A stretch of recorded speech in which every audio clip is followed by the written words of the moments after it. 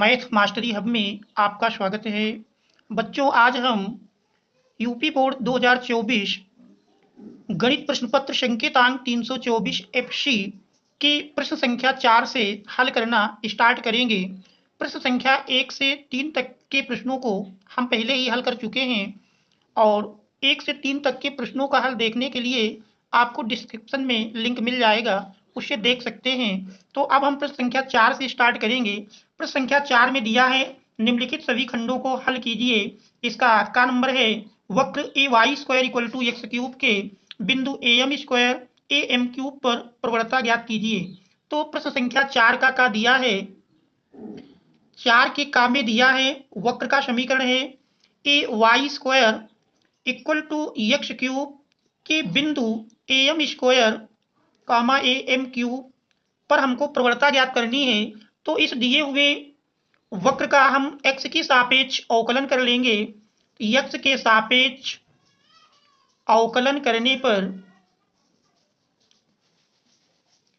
a अचर है, y square का करेंगे 2y इंटू वाई का मिल जाएगा dy by D x equal to x cube का होता है 3x स्क्वायर।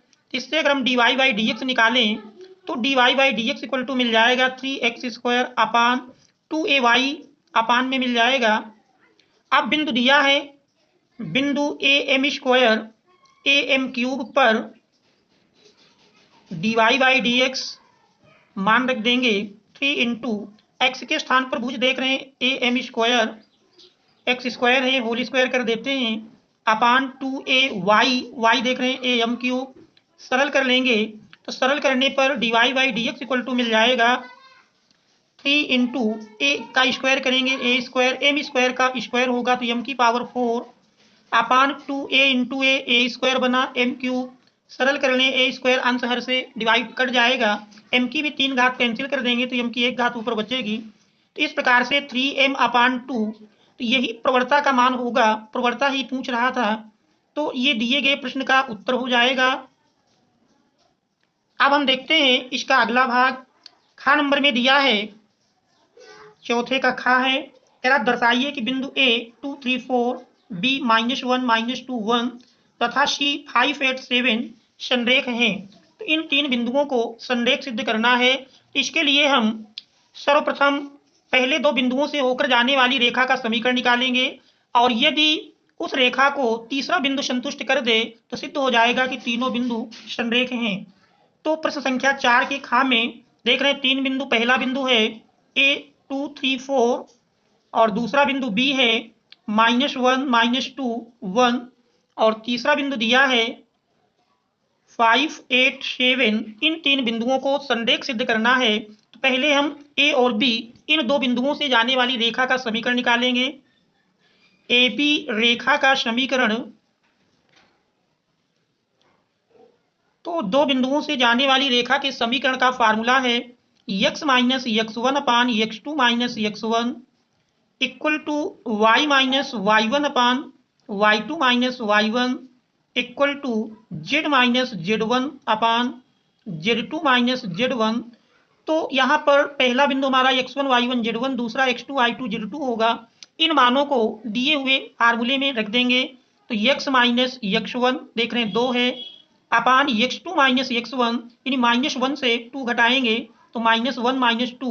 इसी प्रकार y माइनस y1 देख रहे हैं 3 है अपान y2 यानी -2 minus y1 3 equal to z minus z1 देख रहे हैं 4 है अपान z2 1 माइनस z2 देख रहे हैं 4 है, z1 का मान 4 है। सरल कर लेंगे z1, बल्कि यहाँ लिखा हमारा z2 माइनस z1 यानी 1 माइनस 4। सरल करते हैं तो x माइनस 2 अपान -1 -2 मिलकर के -3 इक्वल टू y माइनस 3 अपान -2 -3 -5 हो गया।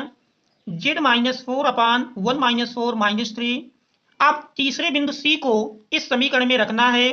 बिंदु C 5 8 7 को रखने पर तो इस बिंदु को इस रेखा के समीकरण में रख करके हम जांच करेंगे। तो बिंदु हमारा दिया है रेखा है x minus two upon minus three, x के स्थान पर 5 रख देंगे तो 5 minus two upon minus three equal to y के स्थान पर 8 रख देंगे, 8 minus three upon minus five equal to z देख रहे हैं 7 minus four upon minus three, सरल करेंगे तो 5 minus two three upon minus three equal to 8 minus three 5 upon minus five equal to 7 minus four upon equal to 3 upon minus three, सरल करते हैं तो minus one equal to minus one equal to minus one, देख रहे तीनों मान बराबर आ जाते हैं, अर्थात तीसरा बिंदु रेखा के समीकरण को संतुष्ट कर देता है। इससे सिद्ध होता है कि तीनों बिंदु संरेख हैं। अतः दिए गए तीनों बिंदु संरेख हैं, दिए गए तीनों बिंदु संरेख हैं। तो यही हमको सिद्ध करना था, इस प्रकार से ये सिद्ध हो जाता है। इसके बाद चौथे का गा नंबर दिया है। चौथे के गा में कह रहा है integration under root 5 plus 2x plus x square dx का मान ज्ञात कीजिए। तो हमारा दिया हुआ प्रश्न है, मान लेते हैं i के बराबर, तो i इक्वल टू हमारा under root 5 plus 2x plus x square dx, इसको सरल करेंगे। यदि इसको हम पूर्ण वर्ग के रूप में लिखें तो देखिए x square plus 2 into x into one लिख सकते हैं, और फिर ये हमारा 5 को देखें तो ये हमारा बन रहा है x square plus 2x plus 4 दिया है तो x square plus 2 into x into one, और 1 का स्क्वायर ये हम ऐड कर लेते हैं और इसी को माइनस में भी कर दें, प्लस 5 दिया ही है dx, सरल करेंगे इंटीग्रेशन अंडर रूट। अब अगर देखें तो ये हमारा मिल करके बन जाता है x square plus 2x plus one, अर्थात a प्लस बी का होल स्क्वायर, इसको लिख सकते हैं x प्लस वन का whole square minus one plus five यानी कि 4 आ जाएगा, 5 माइनस वन 4। इस प्रकार से देखें तो ये हमारा बन गया integration under root x plus one का होल स्क्वायर प्लस 4 जानते हैं 2 का स्क्वायर होता है, तो ये देखें तो फार्मूला बन गया। फार्मूला हमारा है, फार्मूला अगर देखें तो integration under root x square plus a square का एक फार्मूला होता है और इसका मान होता है हाफ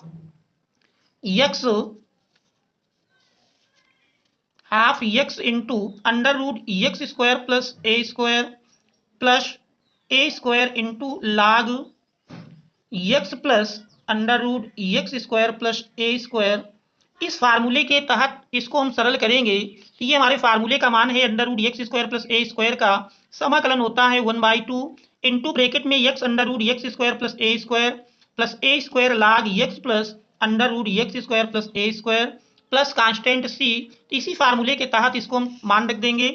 तो देख रहे हैं एक्स के स्थान पर एक्स प्लस वन है और ए के स्थान पर 2 है, तो इन मानों को यदि हम रख करके सरल करें तो हाफ इंटू ब्रैकेट में एक्स की जगह देख रहे हैं x plus one, half x under root x square plus a square, अर्थात दिया हुआ फलन जो है उसी को लिख लेंगे एक्स प्लस वन का होल स्क्वायर प्लस 2 का square plus a square, a देख रहे हैं 2 है तो 2 का square into log x plus x के स्थान पर देख रहे हैं x plus one plus under root x square plus a square, अर्थात एक्स प्लस वन का होल स्क्वायर प्लस ए के स्थान पर 2 है 2 का स्क्वायर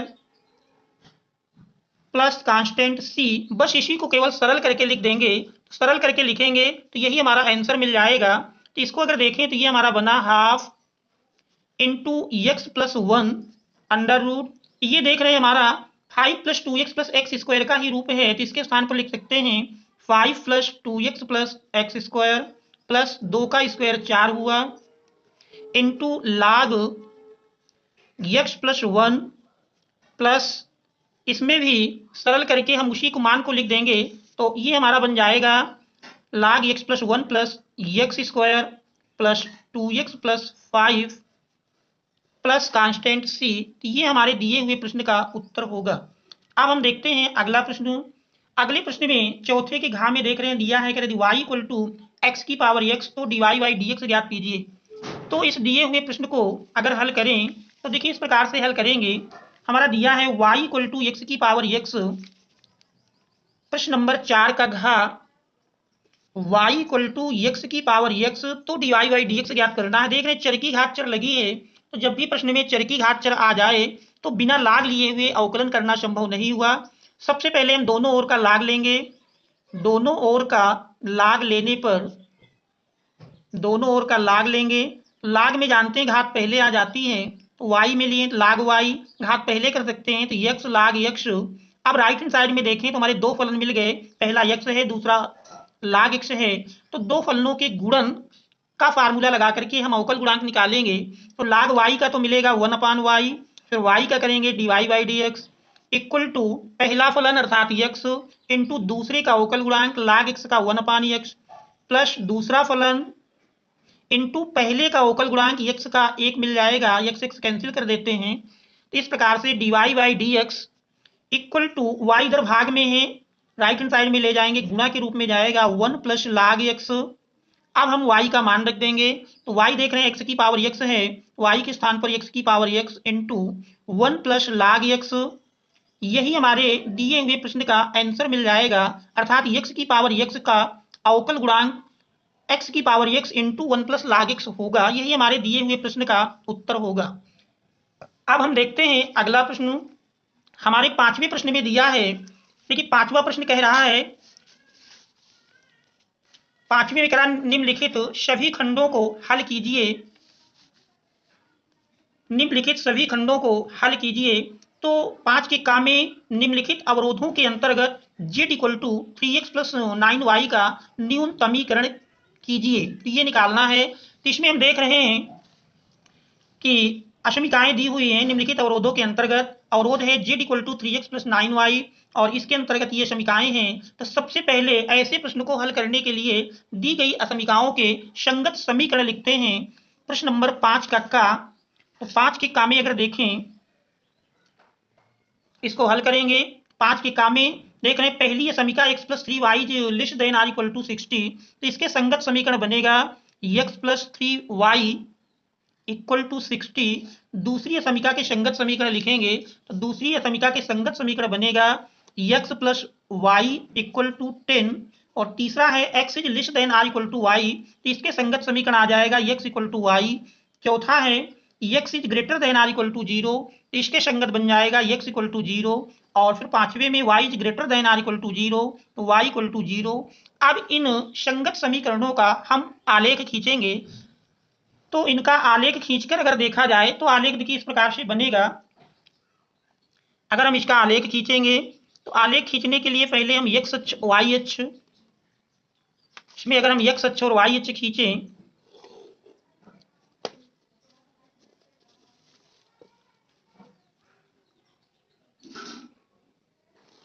और एक उचित पैमाना मानते हुए, जैसे अगर हम एक एक के अंतराल पर अगर चिन्हों को अंकन करें 1 2 3 4 5 6 7 8 9, इसी प्रकार y अक्ष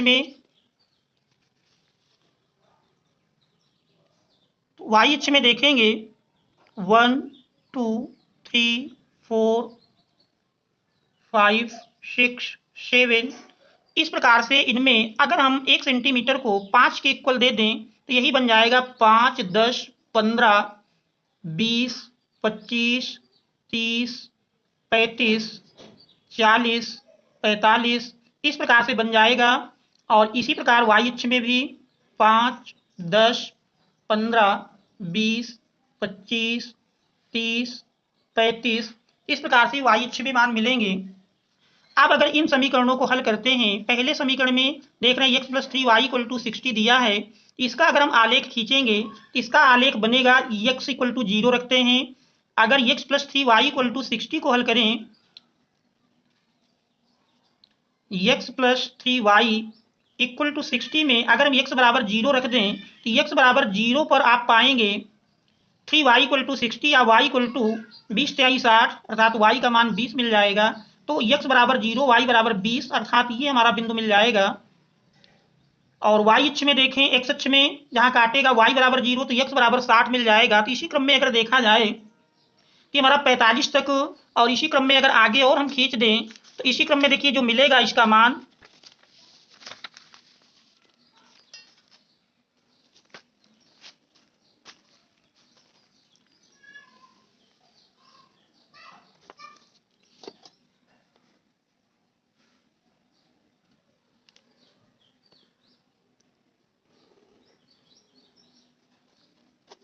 तो देखिए अगर 60 तक का अंकन लें, क्योंकि पैमाना हमारा 60 तक बन रहा है, तो इसके अनुसार बन जाएगा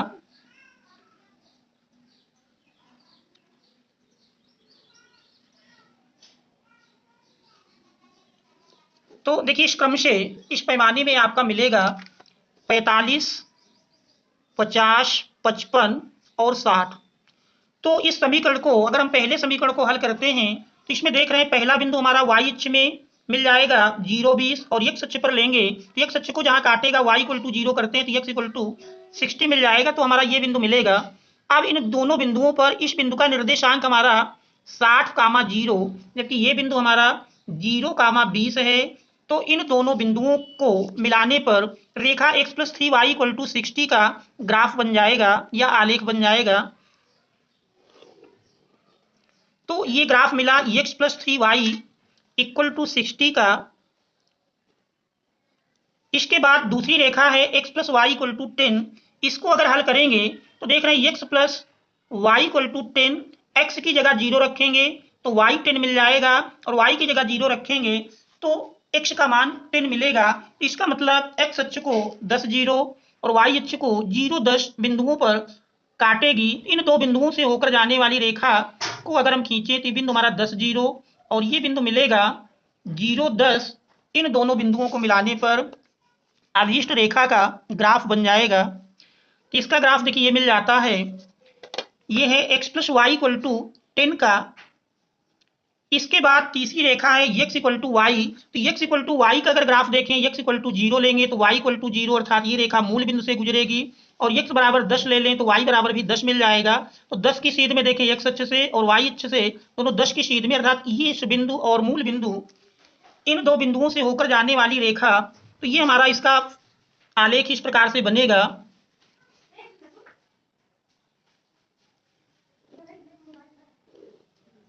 तो इस प्रकार से देख रहे हैं ये रेखा हमारी x इक्वल टू वाई का ग्राफ है।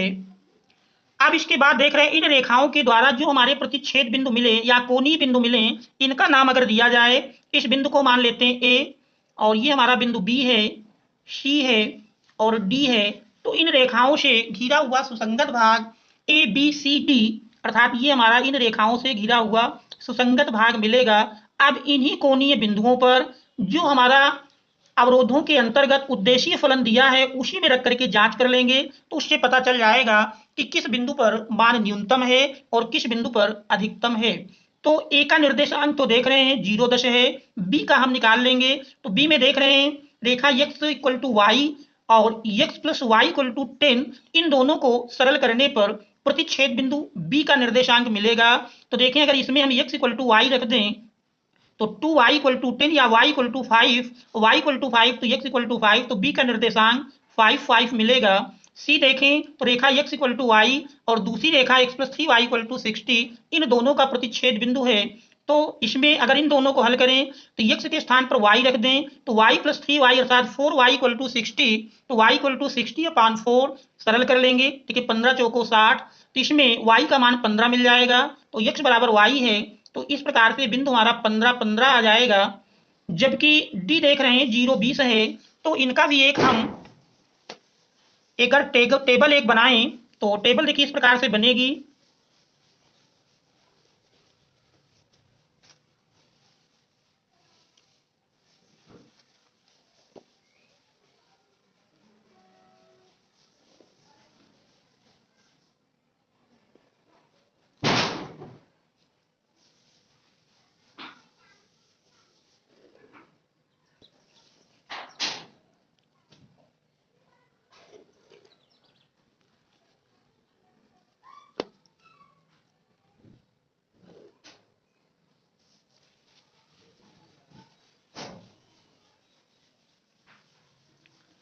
देखिए इस टेबल में हमको कोणीय बिंदु, पहला कॉलम हमारा कोणीय बिंदु का मिलेगा।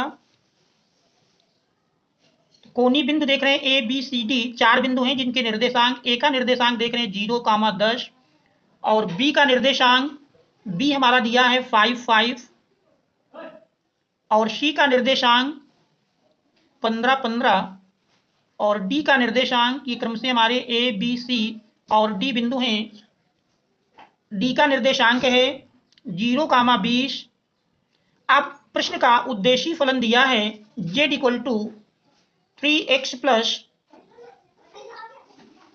उद्देशीय फलन है z equal to 3x plus 9y। इसी में कोणीय बिंदुओं को मान रख करके हम जांच करेंगे। तो देखिए इसमें अगर हम पहला बिंदु 0, 10 रखते हैं, x के स्थान पर 0 और y के स्थान पर 10, तो ये हमारा 0 और 9 गुणे 10 अर्थात 90। तो 0, 10 पर 90 प्राप्त होता है। 5, 5 रखकर जांच करेंगे। x के स्थान पर 5, तो 5 तेई 15 और y के स्थान पर भी 5 रखेंगे तो 9 बचे 45, 45 में 15 जोड़ देंगे तो मान 60 मिल जाएगा। इसके बाद तीसरा बिंदु C अगर रखें 15, 15, तो x के स्थान पर 15 रखने में 15 × 45 प्लस 9 गुणे 15, 15 नवैया 135, तो 135 और 45 को अगर आप जोड़ लें, 135 प्लस 45 मिल करके 5, 5, 10, 13, 4, 17, 1, 18, 180 मिल रहा है। और इसके बाद 0, 20 रखेंगे, x के स्थान पर 0 रखने में 0 बन जाएगा और 9 गुणे 20, 9 दूनी 18 अर्थात 180। तो देख रहे हैं इसमें न्यूनतमीकरण की बात कह रहा था, अर्थात न्यूनतम मान निकालना है। इसमें देख रहे हैं सबसे न्यूनतम मान हमारा 60 है, ये सबसे न्यूनतम मान है जो कि बिंदु 5, 5 पर प्राप्त होता है। तो इस प्रकार से बिंदु 5, 5 पर मान या न्यूनतम मान कहें, जो न्यूनतम मान है हमारा, न्यूनतम मान 60 है, यही हमको ज्ञात करना था।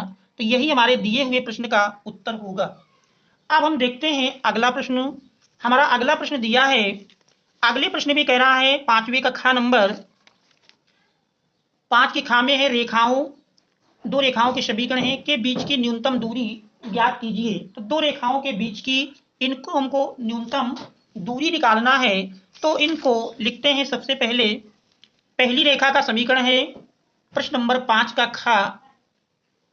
पहली रेखा का समीकरण है vector r equal to 3i plus 3j minus 5k plus lambda into 2i plus 3j plus 6k, पहली रेखा का समीकरण है। और दूसरी रेखा का समीकरण vector r equal to i plus 2j minus 4k plus mu into 2i plus 3j plus 6k। इन दो रेखाओं के बीच की हमको न्यूनतम दूरी ज्ञात करना है। तो इन दो रेखाओं की मानक रूप से हम तुलना कर लें। पहली रेखा vector r equal to a1 plus lambda vector b1 और दूसरी रेखा vector r equal to vector a2 plus mu into vector b2 से कंपेयर करेंगे। तो देख रहे हैं वेक्टर a1 का मान पहली रेखा में हमारा 3i plus 3j minus 5k vector a1 का मान मिलेगा 3i plus 3j minus 5k। और दूसरी रेखा में देख रहे हैं वेक्टर a2 का मान मिल जाएगा, वेक्टर a2 है i plus 2j minus 4k। इसके बाद वेक्टर v1 का मान अगर देखें तो वेक्टर v1 हमारा 2i plus 3j plus 6k। और दूसरे समीकरण में vector v2 equal to 2i plus 3j plus 6k। तो देख रहे हैं दोनों में वेक्टर v1 और वेक्टर v2 दोनों समान हैं। Vector v1 equal to vector v2, जो कि यह दर्शाता है कि दोनों रेखाएं समांतर हैं, अर्थात अतः दोनों रेखाएं समांतर हैं। अब हमको समांतर रेखाओं के बीच की दूरी का सूत्र लगाना है। दोनों रेखाएं समांतर हैं और इनको मान लेते हैं वेक्टर b के इक्वल। अब दो समांतर रेखाओं के बीच की दूरी का फार्मूला है, हम जानते हैं दो समांतर रेखाओं के बीच की दूरी, दो समांतर रेखाओं के बीच की दूरी, दो समांतर रेखाओं के बीच की दूरी का फार्मूला है, दो समांतर रेखाओं के बीच की दूरी इक्वल टू होती है mod vector v cross a2 minus a1 upon mod v। तो ये इसका फार्मूला है।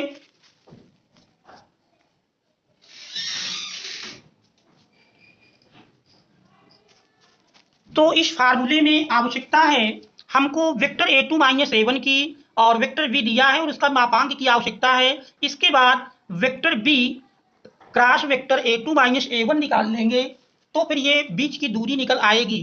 तो सबसे पहले हम a2 माइनस a1 का मान निकालते हैं। तो a2 minus a1 vector A2 minus vector A1। Vector A2 देख रहे हैं, वेक्टर A2 का मान है i plus 2j minus 4k minus vector A1 है 3i plus 3j 3i plus 3j minus 5k।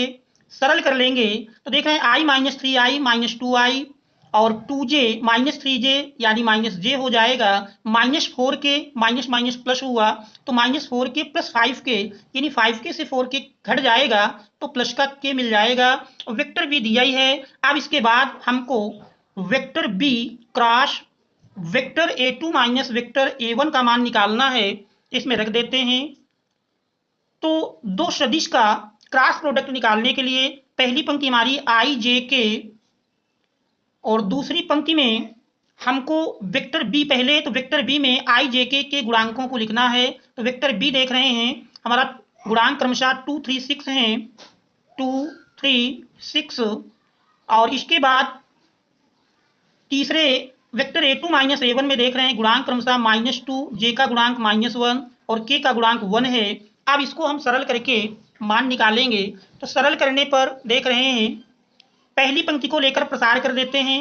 तो i into 3 into 1 3 into 1 minus minus 1 into 6 तो -1 रखेंगे माइनस माइनस प्लस हो जाएगा यानी 1 इंटू 6 माइनस j, तो माइनस j लेकर चलेंगे, चिन्ह हमारा प्लस माइनस प्लस होता है, ये हमारा प्लस फिर माइनस फिर प्लस, तो j हमारा माइनस में मिला, इसके संगत ये छूट जाएगा, इसका गुणा इसके साथ 2 इंटू 1 माइनस फिर ये माइनस है तो माइनस माइनस प्लस बना 2 इंटू 6 प्लस k इंटू इसके संगत ये छूट जाएगा तो 2 इंटू -1 2 इंटू -1 माइनस फिर माइनस प्लस हो गया 2 इंटू 3।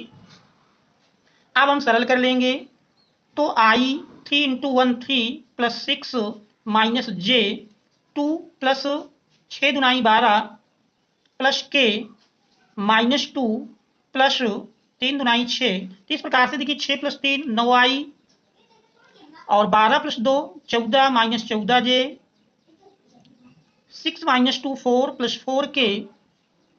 अब इसके बाद इसका मापांक निकाल लेंगे mod b cross vector A2 minus vector A1।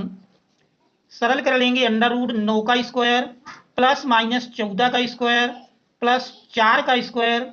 सरल करते हैं 9 का स्क्वायर 81 माइनस 14 का स्क्वायर 196 4 का स्क्वायर 16 जोड़ेंगे तो 6 6 12 1 13 2 9 2 11 11 8 19 और 2 तो अंडर रूट 293।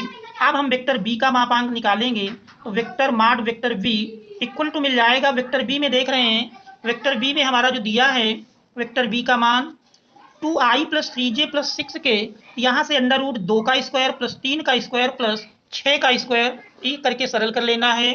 तो अंडर रूट 2 का स्क्वायर अंडर रूट 2 का स्क्वायर प्लस 3 का स्क्वायर प्लस 6 का स्क्वायर 4 प्लस 9 प्लस 6 का स्क्वायर 36 36 9 45 45 4 49 और 49 का वर्गमूल 7 मिल जाएगा। अतः दो समांतर रेखाओं के बीच की दूरी के फार्मूले में इन मानों को रख देना है। अतः दो समांतर रेखाओं के बीच की दूरी दो समांतर रेखाओं के बीच की दूरी इक्वल टू फार्मूला है mod vector b cross vector A2 minus vector A1 upon mod v। इसी में मान रख देना है। तो देख रहे हैं mod vector v cross A2 minus A1 का मान मिला under root 293 upon mod v 7। अब इसको तो इस प्रकार से इकाई ये हमारे दिए हुए दो समांतर रेखाओं के बीच की दूरी होगी। यही हमारे दिए हुए प्रश्न का उत्तर हो जाएगा। इसके बाद हम देखते हैं अगला प्रश्न। हमारा अगला प्रश्न है घ नंबर में दिया है, कह रहा यदि -1 is less than x is less than 1 के लिए x under root 1 plus y under root 1 plus x equal to 0 तो सिद्ध कीजिए dy upon dx equal to -1 upon 1 plus x का होल स्क्वायर। तो इसमें दी हुई कंडीशन है, हमारा प्रश्न दिया है, प्रश्न का मान देख रहे हैं x under root 1 plus y x under root 1 plus y plus y under root 1 plus x equal to 0। इसकी सहायता से हमको सिद्ध करना, जबकि x की वैल्यू कह रहा -1 से तो बड़ी है और 1 से छोटी है, तो ये x की कंडीशन दी है। अब इसमें हमको सिद्ध करके dy upon dx equal to लाना है -1 अपान 1 प्लस एक्स का होल स्क्वायर। अब इसमें हम पक्षांतर कर दें तो x under root 1 plus y equal to पद को राइट हैंड साइड में ले जाएंगे, माइनस में जाएगा minus y under root 1 plus x. दोनों ओर का वर्ग कर दें तो अंडर रूट हट जाएगा। दोनों ओर का वर्ग करने पर वर्ग कर देंगे एक्स का स्क्वायर एक्स स्क्वायर, इसमें अंडर रूट हट जाएगा 1 plus y equal to minus y का स्क्वायर वाई स्क्वायर, और इस पर अंडर रूट हट जाएगा। अब इसको सरल करते हैं तो x square plus x square y equal to y square plus x y square. अब हम सारे पदों को पक्षांतर करके लेफ्ट हैंड साइड में लाएंगे तो x square minus y square minus plus x square y minus x y square equal to 0। अब इसमें हम दो दो का समूह बना करके अगर इनके गुणनखंड करें तो गुणनखंड में देखिए x square minus y square का खंड हम जानते हैं वर्गांतर से, एक ब्रैकेट एक्स प्लस वाई और दूसरा bracket x minus y plus दूसरे समूह में देखें तो एक्स वाई कॉमन कर लेंगे तो मिल जाएगा x minus y equal to 0। अब देख रहे हैं एक्स माइनस वाई दोनों से कॉमन है तो एक्स माइनस वाई को कॉमन कर लेंगे। अब हमारा बचा x plus y plus x y equal to 0।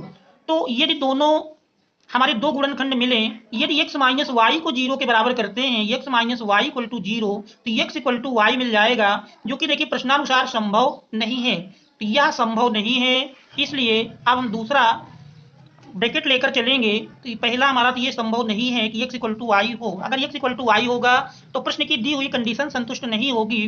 अब यदि x plus y plus x y equal to 0 हो तो इन पदों से हम y कॉमन कर लेंगे तो ब्रैकेट में 1 प्लस एक्स, इस x को पक्षांतर करके राइट हैंड साइड में ले जाएं माइनस एक्स। इस प्रकार से y इक्वल टू मिला minus x upon 1 plus x. अब इसका हम x के सापेक्ष अवकलन कर लेंगे। x के सापेक्ष अवकलन करने पर x के सापेक्ष अवकलन करेंगे dy by D x equal to मिल जाएगा। देखिए अंश बटे हर का फार्मूला लगाएंगे, फार्मूला है हर इंटू अंश का अवकल गुणांक।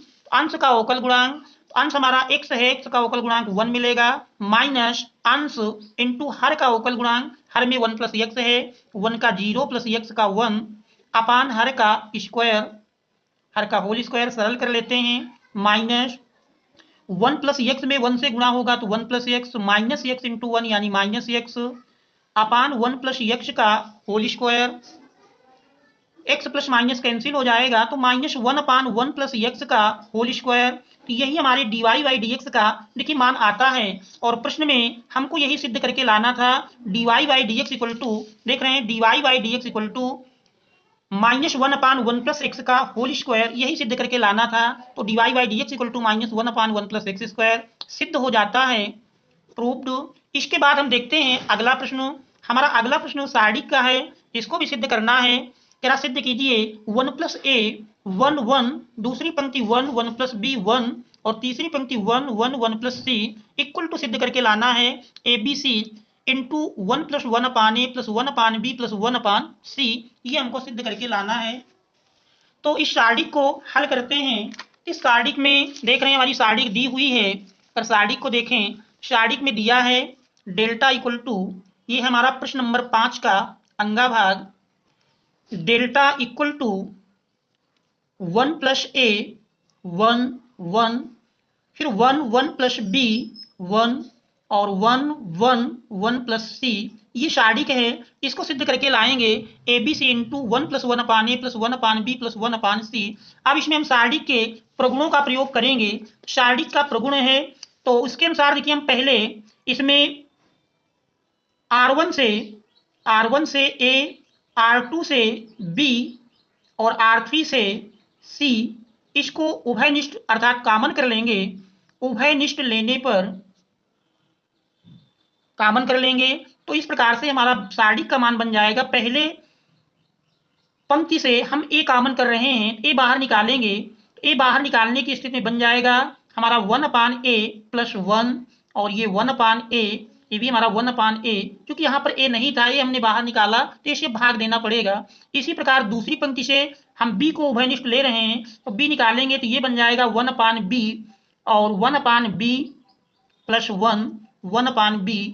और तीसरी पंक्ति में अगर देखें तो तीसरी पंक्ति से c कॉमन करेंगे तो पहली पंक्ति से a, दूसरे से b और तीसरे से c, तो 1/c फिर 1/c और 1/c प्लस 1। इस प्रकार से तीनों पंक्तियों से क्रमशः a b c को कॉमन कर लेते हैं। अब हम r1 के स्थान पर r1 plus r2 plus r3 की क्रिया करेंगे। r1 के स्थान पर तीनों पंक्तियों को जोड़ कर लिखना है, r1 plus r2 plus r3। तो जोड़ने पर देखेंगे a b c, और इसमें हमारा देखिए r1 में r2 r3 जुड़ेगा तो 1/a plus 1, 1 plus 1/a plus 1/b plus 1/c। इसी प्रकार दूसरे में अगर देखें तो 1/a plus 1/b plus 1 plus 1/c। तीसरे में 1/a plus 1/b plus 1/c plus 1। दूसरी और तीसरी पंक्ति को उसी प्रकार ठीक लिख लेंगे, 1/b प्लस 1 1/b, और ये हमारा तीसरा भी उस पंक्ति उसी प्रकार लिख देंगे, 1/c 1/c प्लस 1। आप देख रहे हैं पहली पंक्ति के सभी अवयव समान हैं, तो पहली पंक्ति से इन सभी अवयवों को कॉमन कर लेंगे तो कॉमन करने की स्थिति में मिल जाएगा a b c। देख रहे हैं 1/1 plus 1/a plus 1/b plus 1/c तीनों में कॉमन मिल रहा, तो इसको हम तीनों से कॉमन कर लेते हैं। अब जो शेष बचा उसको हम लिख लेंगे। शेष देखिए पहली पंक्ति में तो सब इकाई बचता है, दूसरी पंक्ति 1/b प्लस 1 1/b और 1/c प्लस 1। इसके बाद हम C2 माइनस C1 अर्थात दूसरे कॉलम से पहला कॉलम ये लिखेंगे C2 के स्थान पर, और तीसरे कॉलम के स्थान पर C3 माइनस C1 कर लीजिए या C2 कर लीजिए, दोनों कंडीशन आप कर सकते हैं। तो हम C3 माइनस C1 कर रहे हैं equal to ABC 1 plus 1/a plus 1/b plus 1/c into पहला कॉलम हमारा सेम उतर जाएगा 1/b और 1/c। अब दूसरे से पहला घटा कर लिखेंगे तो 1 से 1 घटाएंगे 0, फिर 1/b प्लस 1 से 1/b घटेगा 1 मिल जाएगा, 1/c से 1/c घटा 0, 1 माइनस 1 0 और इससे घटाएंगे -1 और इससे घटाने पर +1। अब हम r1 को लेकर प्रसार कर दें तो r1 को लेकर प्रसार करने पर देख रहे हैं, यदि r1 को लेकर प्रसार करें, r1 को लेकर प्रसार करने पर यही हमारा मिल जाएगा a b c 1 plus 1/a plus 1/b plus 1/c into, देख रहे हैं इसमें हमारा प्रसार करेंगे तो 1 इंटू, देख रहे हैं 1 के सापेक्ष पहली पंक्ति पहला स्तंभ छोड़ेंगे तो 1 इंटू 1 अर्थात 1 माइनस 0 इंटू -1 0 मिल जाएगा। आगे देख रहे हैं दोनों एलिमेंट 0 हैं तो आगे हमारा 0 ही मिल जाएगा। तो ब्रैकेट के अंदर टोटल देखें तो 1 इंटू 1 1 मिलता है, तो 1 से मल्टीप्लाई करेंगे तो इक्वल टू हमारा ABC into 1 plus 1/a plus 1/b plus 1/c प्राप्त होता है। और देख रहे हैं यही हमको सिद्ध करके लाना था, इस प्रकार से यह प्रश्न भी सिद्ध हो जाता है। इसके बाद अगर हम अगला प्रश्न देखें तो हमारा अगला प्रश्न दिया है, अगले प्रश्न में कह रहा है पांचवे के सभी भाग लग जाते हैं। अब हमारा छठा प्रश्न है, छठे प्रश्न में दिया है प्रश्न संख्या 6 है। 6 में देखिए दिया है अवकल समीकरण, देख रहे हैं अवकल समीकरण dy/dx plus y cot x equal to 2x, जहां x does not equal to 0 का विशिष्ट हल ज्ञात कीजिए, जबकि कह रहा y इक्वल टू 0 यदि x इक्वल टू π/2 है। तो इस अवकल समीकरण का हमको विशिष्ट हल ज्ञात करना है, तो इसको हल करते हैं। इस प्रकार से हल करेंगे,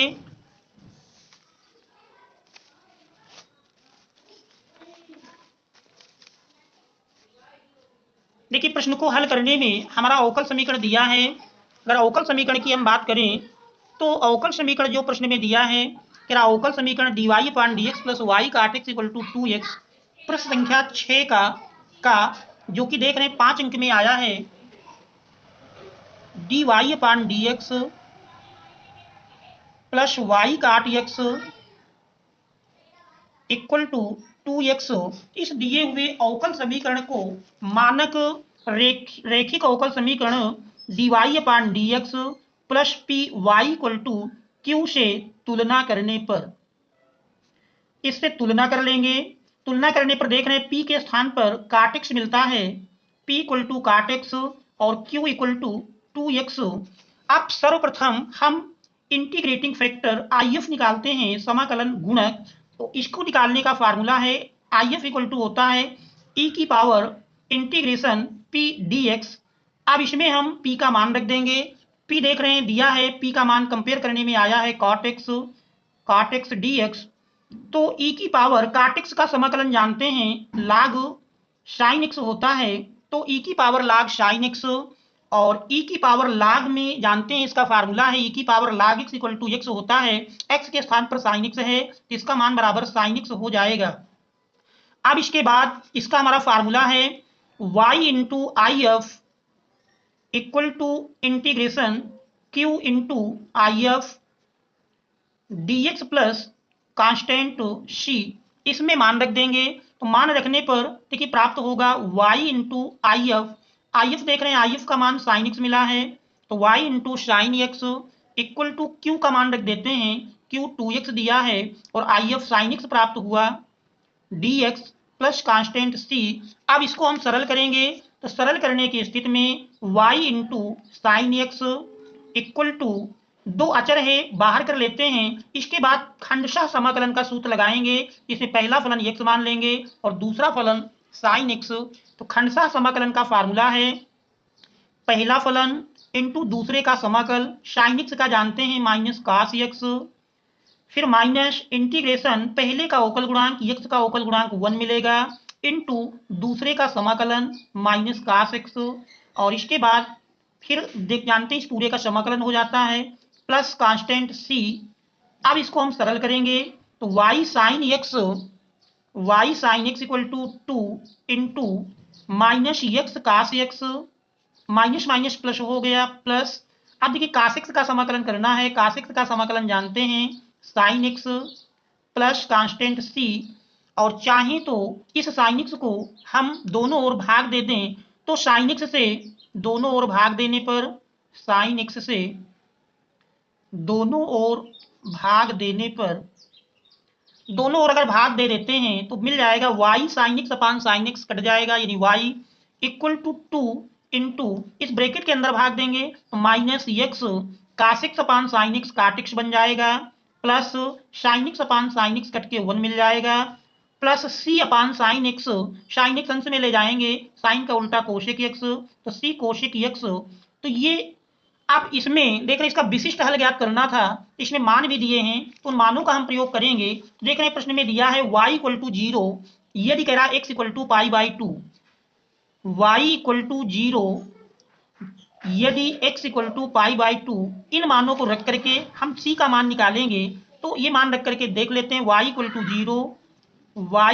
0 x equal to pi by 2 रखने पर ये मान रखेंगे y के स्थान पर 0 equal to 2 into minus x देख रहे हैं x हमारा पाई बाई 2 है इंटू काट x हमारा पाई बाई 2 है plus 1 plus c into cosec, और x के स्थान पर पाई बाई 2 रख देंगे।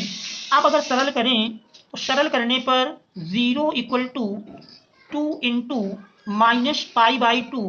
अब इसमें ये हमारा काट 90, तो काट 90 का मान आप जानते हैं, काट 90 यानी हमारा काश 90 अपान साइन 90, और काश 90 का मान जानते हैं 0, साइन 90 1, तो 0/1 अर्थात 0 मिल जाएगा, प्लस 1 प्लस c इंटू कोशिक 90 का मान 1 होता है। तो इस प्रकार से देखेंगे तो 2 इंटू 1 प्लस c, तो c इक्वल टू माइनस 2 मिल जाएगा, c का मान रख देंगे। तो विशिष्ट हल इसका प्राप्त होगा y equal to 2 into minus x cot x plus 1 plus c के स्थान पर माइनस 2 रख देंगे तो माइनस 2 कोशेक x। तो यही हमारे दिए हुए प्रश्न का अभीष्ट हल होगा। अब हम देखते हैं इसका अगला प्रश्न। अगले प्रश्न में दिया है प्रश्न नंबर 6 का ख, मान ज्ञात कीजिए integration x upon x minus a into x minus b into x minus c d x. तो सर्वप्रथम इस दिए हुए फलन x upon x minus a, x minus b, x minus c, तो इसको हम आंशिक भिन्न की सहायता से अलग अलग विभाजित करेंगे। तो इसको मान लेते हैं a upon x minus a plus b upon x minus b plus c upon x minus c, दोनों ओर x minus a, x minus b, x minus c से गुणा कर दिया जाए, या ये कह सकते हैं राइट हैंड साइड का हम लासा ले लेते हैं। तो लासा लेंगे x minus a, x minus b, x minus c. अब देखिए x माइनस ए का भाग देंगे, x माइनस ए कटेगा, शेष दो बचे, व्यंजक का a के साथ गुणा हो जाएगा। तो a into x minus b, x minus c plus इसी प्रकार x माइनस बी से कटेगा, तो b into x minus a, x minus c plus c into x minus c कटेगा, तो इसमें मिलेगा x minus a into x minus b. अब हमको सरल कर लेना है, तो देख रहे हैं दोनों ओर का हर समान है, कैंसिल हो जाएगा। तो x इक्वल टू मिलेगा a into x minus b, x minus c plus b into x minus a, x minus c plus c into x minus a, x minus b. अब ए बी सी के मान ज्ञात करने के लिए एक बार हम एक्स माइनस ए बराबर 0 रखते हैं। तो एक्स माइनस ए बराबर 0 अर्थात एक्स बराबर ए रखने पर एक्स बराबर ए रखेंगे, तो देखिए दिए हुए, ये मान लीजिए हमारा समीकरण 1 है, इसी में हम एक्स की जगह ए रख देंगे। तो a equal to a into a minus b, a minus c plus b, और देख रहे हैं ए रखेंगे एक्स के स्थान पर, तो ए माइनस ए 0, 0 से गुणा होगा तो ये पूरा 0 बन जाएगा। प्लस तीसरे फलन में भी सी इंटू एक्स के स्थान पर ए रखेंगे, ए माइनस ए 0 मिल जाएगा। तो इस प्रकार से ए का मान मिल जाएगा ए इक्वल टू माइनस, बल्कि ए upon a minus b, a minus सी। इसी प्रकार समीकरण 1 में अगर हम x बराबर b रख दें, समीकरण 1 में x इक्वल टू बी रखने पर हमारा b का मान मिल जाएगा। तो अगर b रखेंगे तो b इक्वल टू, देख रहे हैं b रखने में b माइनस बी 0 होगा, तो a का पद हमारा 0 मिल जाएगा, plus b into b minus a, b minus c plus c का पद भी b माइनस बी रखने में 0 हो जाएगा। तो इस प्रकार से b का मान मिल जाता है b upon b minus a, b minus सी। और यदि समीकरण 1 में x इक्वल टू सी रख दिया जाए तो c का मान प्राप्त हो जाएगा। तो c रख करके देखेंगे तो x इक्वल टू सी रखने पर c equal to a into, देख रहे हैं c माइनस सी, a का पद 0 हो जाएगा, प्लस b, b में भी देख रहे हैं c माइनस सी, ये भी 0 हो जाएगा, plus c into C minus a, c minus B. तो इस प्रकार से c का मान मिल जाएगा c upon c minus a, c minus B. इन्हीं मानों को हम ऊपर जो दिए गए फलन को हमने डिवाइड किया था, तो ए बी सी के स्थान पर मान रख देंगे। तो यही हमारा दिया हुआ प्रश्न इस प्रकार से बन जाएगा इंटीग्रेशन आई इक्वल टू, देखिए पहले फलन को हम अलग कर लेंगे, जिसको हमने ये माना था इसको अलग कर लेंगे, बी को अलग कर लेंगे और सी वाले को अलग कर लेंगे। तो ए बी सी के मान यहाँ पर हमको रखना है। तो हमारा पहला फलन बन जाएगा integration I equal to, a का मान देख रहे हैं मिला है a upon a minus b, a minus c, इस मान को रखेंगे a upon a minus b, a minus c integration 1 upon x minus a d x, plus b का मान रखेंगे, तो ये हमारा मिलेगा b upon b minus c, b minus a into integration 1 upon x minus b d x, plus सी का मान रख देंगे, तो ये आ जाएगा सी अपान, देख रहे हैं सी का मान मिला है c upon c minus a, c minus b integration 1 upon x minus c d x.